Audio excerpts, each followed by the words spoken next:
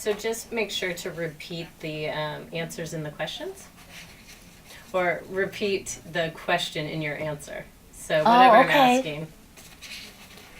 And let me grab the English questions, and you can refer to your notes at any time. Okay. And don't feel rushed. Oh, good. I know, but I know. Even though you got someone else to take. Well, I know. I don't want her to feel rushed. I can get up there at 11:45. I think we're good. Just see what time it is. Yeah, we're good. We have more than enough time. Okay. So starting off, we want to understand the decisions. Well, why don't you go ahead and look at the camera. Okay. Introduce yourself. Tell me where we are today in the grade level that you taught. Okay. Hi, I'm Joni Brooks, Steck Elementary School. I teach kindergarten, and where we are in as far as we're doing an ELA lesson on multiple meaning words based on one of the shifts for Common Core, and looking at nonfiction, a nonfiction story, which we're trying to do so much more with in kindergarten, and then kids looking into that text for evidence to support their thinking. And this time it was boldface highlighted words that were multiple meaning words, words that have sound the same but have more than one meaning. So starting off, we want to understand the decisions you made in planning for this lesson and how it fits into the unit and year. How does this lesson connect to and build on students' prior skills and knowledge? What was taught before this lesson and what will come after it? It was great teaching this lesson on multiple meaning words. Where we came from is this was actually a student-led. The lesson was made because students were beginning to realize that now that they're doing highly decodable words, they came up with bat, and they said, well, bat, wait a minute, there's a baseball bat, and there's the animal bat. And so this led to other connections they were making to two and two, bark and bark. And so I said, they're ready for a formal lesson. We've done opposites and antonyms, and we've talked about words that mean the same, synonyms, even though they don't always know that complete language yet, but multiple meaning, using that academic language, which is so important now in Core Action 3, to use high quality text to have kids engage with meaning. So where did I leave off? So this lesson came from knowing that. I didn't enforce homonyms or homophones, homographs. I did mention it to a couple groups that had questioned it, but more of, they'll get to that point later on. Okay, good. Discuss the sequence of the lessons that surround this one lesson. Yeah, the sequence was really important to engage children, first of all, with, I went to something that they knew, so using the word high frequency or can, and I can do it, and then holding up a can, something simple as holding up a can, they made that connection with objects, and then going to a bat and a bat, like I mentioned earlier. And so then to come to puzzles, and work with your co-op. Now the co-op groups, co-op cooperation, were where the kids come together, and that was a heterogeneous mix. So I was hoping that when I grouped the kids, that a child that had some more decoding practice or maybe was already a reader was helping some other students who are still, working on those skills, since we're all in different levels. So that's where those groups came from. To put the puzzles together and to choose one, I thought they did a really good job, and then coming back and annotating on the easel to show them we can write down our thinking of the 12 words. So first whole group, breaking off into partners, coming back and sharing, and then getting into the text, going from pictures to then going into the text. And so you really need to step them. And I just love, the part that I love about Common Core the most, while difficult, and it proved difficult with this lesson, it is layering one on top of the other. And you hear these kids, and it is amazing what they can produce and come up with just having that common language and vocabulary. Great. I'm going to have you put that sorry. there. No, I kept hearing them. I'm like, I need to take that up. Okay, great. That was great. So second question is the text used in this lesson part of a sequence of text designed to build skills and knowledge? If so, give an example of other texts that form this sequence. Yeah, I found the text didn't come from a particular sequence. When you look at Common Core, what I think we as all teachers are looking for are good texts that we kind of have to do a little research there. And knowing that nonfiction was a way to go, I was looking for, as you'll see with the pictures or the film, those simplistic text, big illustrations. These were photographs, so the kids can to ease in on that. So while the kids know fiction and nonfiction now it was going into doing some close reading and kind of picking apart the text, if you will. So using that text magnifier, just the magnifying as a little object to get kids just to clue in on one part of the text. Okay. Talk about the standards targeted in this lesson. What did you do to make the lesson reflect the full intent of the standard? I went to the standard first, as what draws what you're doing, to look at the objective. The kids were focused on the target, and they're learning those targets, even in kindergarten. I can, and this is what we're going to try to do. Not that it has to be done in that one day. It takes time. Not that they can always just do it as soon as it's taught. We still have to practice and the repetition, but multiple meaning words is a Common Core standard, as well as I needed to tie in a lot of the things you'll find in the Common Core. They connect. So we had speaking and listening, definitely had to go into this, as well as reading foundational skills. So a lot of the Common Core standards were present. It's hard to choose just one, because you wind up bringing some other ones in at the same time. Good. Which of the core action indicators do you think this lesson best exemplifies, and why? I really thought Core Action 1, using high quality text, it was hard, and it was tricky having 35% ELL students. The picture clues were a must, but then yet having the text deeper for those kids that need that. I really felt that the lesson was kind of differentiated on its own, if you will, of where kids are. So I would say Core Action 1, B, which the texts are at or above grade level. We're interested in the shifts required by the CCSS. We're interested in how the shifts required by the CCSS are being incorporated into your instruction. Discuss how this lesson illustrates the shifts required by the CCSS. Yeah, the shifts for CCSS, Common Core, all three of them, even in kindergarten, were present, which is really exciting. The shift of using more nonfiction, 50-50, so we're going to be trying to get kids into nonfiction informational text more. Also using that, the vocabulary, the academic vocabulary, and evidence from the text, and that complex text that I mentioned earlier, having it above grade level in text complexity. Oh, sorry. You have to edit that one. You have to edit that one. Did you want to say it one more time? I would. Could I say it one more time? Of course. Just you had mentioned the Common Core shifts with using more nonfiction, using academic language, and having that evidence to go back to was really present throughout the lesson, even in kindergarten, that you can layer those and have kids really do that close read. And the shifts definitely are important and embedded through the rest of the Common Core as well. Good. Let's see. How did you teach the content of this lesson or this text prior to the CCSS? What is the same and what is different? Oh, that's such a good question. How did I teach multiple meaning words in kindergarten before Common Core? I'll be honest, besides mentioning it, like if kids noticed and said, oh, bat, other than that, it wasn't formally taught in kindergarten. This is a step up.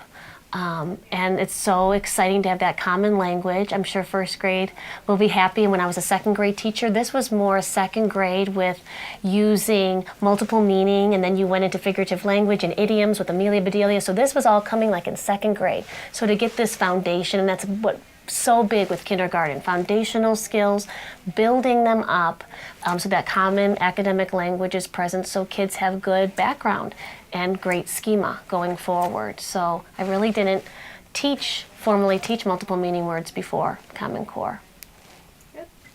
Student engagement is crucial to the work of the CCSS. We want to understand how you ensure that all students had the opportunity to productively engage in the work of the lesson.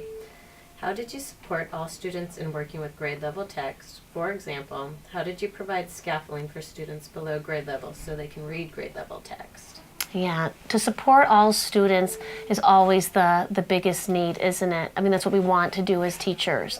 And so for this lesson, I tried to scaffold as much as I could by having a lot of visual and the objects in the beginning that I knew my English language learners were going to go to that. And that was my objective, just to introduce multiple meaning, get an idea that when I hear a word, it can mean more than one thing, and that its importance is when we read, we have to know that vocabulary.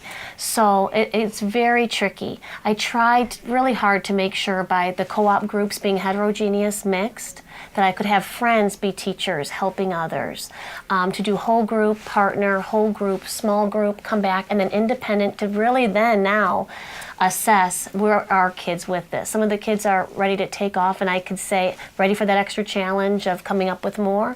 And some kids where I'm just going to keep using that language and say, oh, does that have another meaning?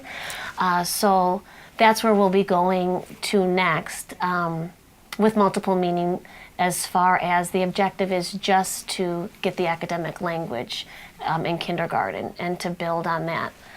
I'm trying to think of the second part of your... There's more to the question if you want me to. Yes, go can you into repeat? So it did talk, the example was how did you provide scaffolding for the students below grade level so they can read grade level, and then the next portion is how did you create opportunities for students who are advanced to engage more deeply with grade level or above grade level text? Yeah, for my friends to engage deeper, just by calling on them to share and to teach others was a way. And then what you missed probably in the lesson though at the very end, those kids then could then go on and I could differentiate with them doing some more multiple meaning, looking at other books for my kids that are readers, and going into more figurative language and idioms and those play on words, whereas the other kids who are just working on that words can have more than one meaning. I need to learn just to cut. I'm sorry. No, that's normal. Very, very normal. Okay. So let's see here. How do you know students were able to successfully respond to the text-dependent questions and tasks with precision? How do I know? Well, what's very important in any grade is self-assess. When I ask the children to show thumbs as far as I've got this, I'm confident, this is still new to me, I'm getting it, but I still need help and I'm really confused. And I had kids and it is okay, I'm telling myself, it is okay. Even one kid said it, I am confused. This was an introductory lesson. You have to remember as a teacher where you are and that it will build on itself. So self-assess is one of the ways that you really can engage, and then with that independent practice, I'll be able to see how children did on their own as far as if they're understanding the concept and the academic language of multiple meaning words. Did students acquire the literary skills addressed in the lesson? What did you do for students who did not acquire the literary skills addressed in the lesson? Once I'm going to go back and look. For kiddos that are not getting it, that's okay. This is something new, and it's new to even for me to be looking at it as far as in a kindergarten perspective of kids just engaging in close reading, looking for those nonfiction conventions already, the bold-faced words, highlight. Even to pay so close attention to a nonfiction text is very exciting, so that children are even listening and speaking and using the language is a success in itself, I feel. And then I'll see in their writing where it'll come as they become, as they are writing more, then that's when we'll start seeing multiple meanings then go in from our reading, our recognizing them, observing them, and then putting them into our writing, and make sure that that multiple meaning word is in context, which is the next step that we're going to. Does it make sense in the context, and am I comprehending what I'm reading and writing? Good. Which behaviors from Core Action 3 did the students best exemplify in this lesson? Core Action 3, oh my goodness. Core Action 3, and I'm sorry, I'm just peeking back to providing all the students with opportunities to engage in the work. I was so proud of the students for all being engaged, even though I know this was still very tricky for them, but that's what we're doing, right? We're really working to build students' background, and You have to talk about it and observe it to get it to come about. So what the kids did wonderful with Core Action 3 is their speaking and listening. And you really see how sharing with one another, working together with a partner, working in a small group, while it would be beneficial to have more text, but having that one text and them sitting around and looking together, I think that's what one of the things I was most excited about, that they knew to look for that highlighted bold-faced nonfiction convention and then to apply it to, okay, this is vocabulary, and what does this multiple meaning word mean to me, and what do I know about it? And they got a lot of new vocabulary today too. So yeah, speaking and listening, I would say. Great instructors are continuously learning. We want to understand what you celebrated in this lesson and what you would improve upon. Reflecting on the lesson, what worked particularly well and what might you do differently?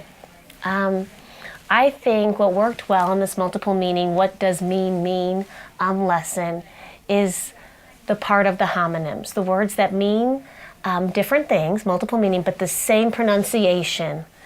The same word, same spelling. That's why I didn't go to homographs. But what made it difficult, and what made it a little difficult for the kids today, is some of the texts were homographs. So same spelling, different meaning, but the pronunciation is a little different. And I would have waited. I would have found some more homonym texts with the same pronunciation, because then that kind of threw you off. That's kind of how we can build.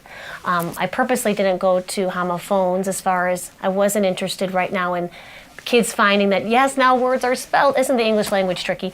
Now words are spelled differently, like two, and two, and they have different meanings. So I would have stuck more just to the homonyms, I think, showing the objects, having more maybe tangible things. Even though I wanted them to get in the text, I'm excited about that. So I'm celebrating the homonyms, them walking away with even chopping and swishing the word multiple meaning, knowing that multiple is more than one, and coming away with that common core standard at an introductory level is what I'm most excited about. What I would do differently is I would wait for the homographs as far as different pronunciations. That's still very tricky for the students to keep it all together.